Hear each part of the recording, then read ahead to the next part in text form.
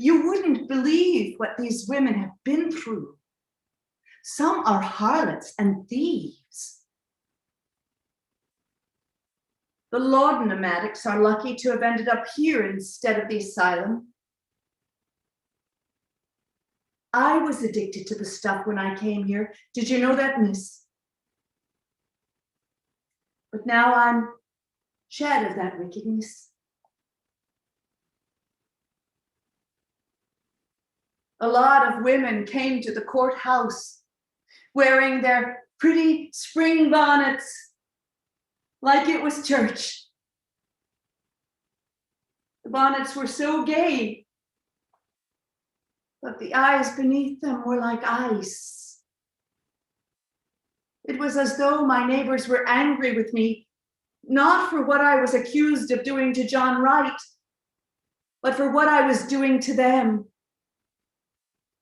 bringing their own sadness into the courtroom. Is it queer to say that at first your eyes were cold, but then they seemed to warm? Why, thank you. I feel well. And I don't mind wearing this gray dress. It's exactly the color of my mother's eyes. Strange what you remember and what you forget. I remember the color of her eyes, but not the sound of her voice. For a long while, I hardly remembered the sound of my own.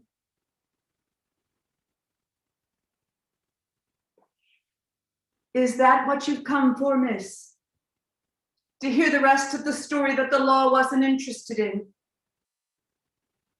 That first Sunday when John Wright came calling, I was almost 20 years old and practically a spinster. I thought him very handsome and able. He had come only a short time before from Illinois and already had a homestead with a house on it. He said straight away that he had come to church to find a good Christian woman to marry. And he saw me in the choir, wearing my Easter dress, the white one with the blue ribbons. He said he loved my singing.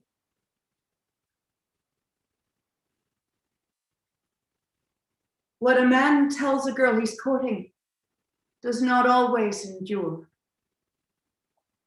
It was not until we dragged my hope chest over the threshold that I realized you couldn't see the road from the kitchen window. There was a chill in those rooms that had nothing to do with night coming on. In his haste, John Wright tore my new silk petticoat, one I had made myself and was very proud of. The doctor said that I might need months of bed rest to bring a baby to term. What farm wife can spend that long off her feet? Still, John Wright remained attentive, called me his little bird, said we'd try again, and we did. For a time, he chopped the kindling, he hauled the water. But we lost the babies anyway.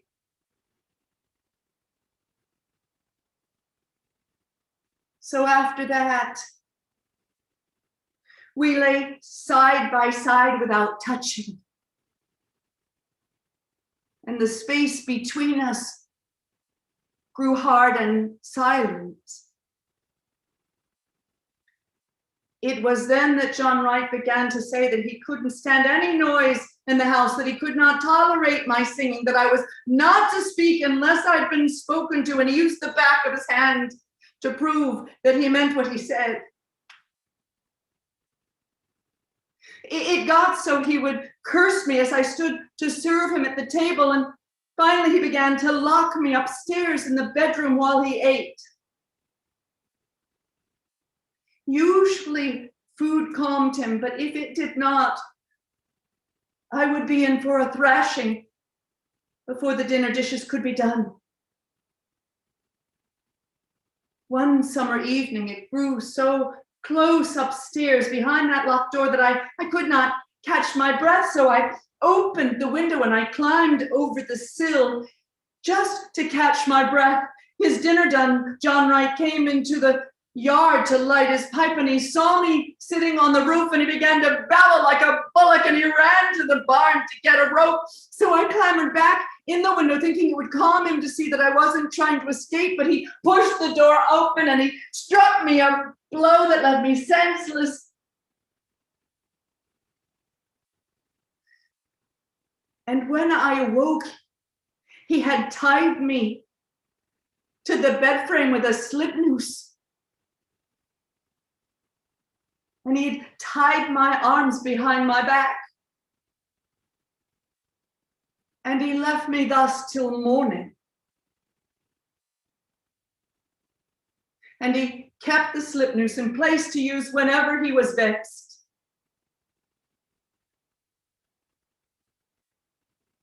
John Wright said he always slept sounder after he'd given me a beating. It was I who slept less and less and grew more haggard and homely.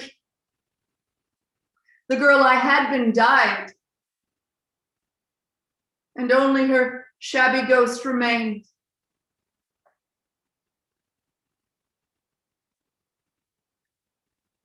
That night I made John Wright a soup of bitter greens and bacon.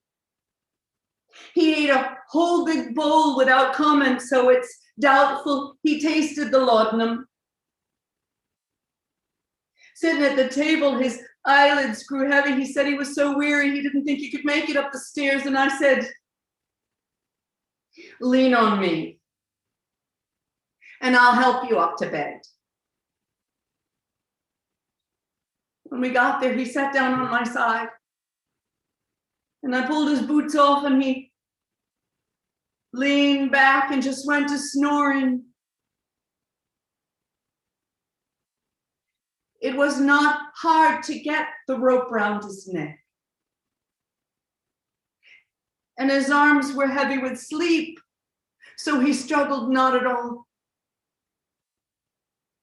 Had he been awake, he would have learned that I was stronger than he knew. I've told my lawyer not to make any more appeals. There's nowhere I'd rather be than here. I like it within these walls. I've never lived anywhere that wasn't a man's prison, have you?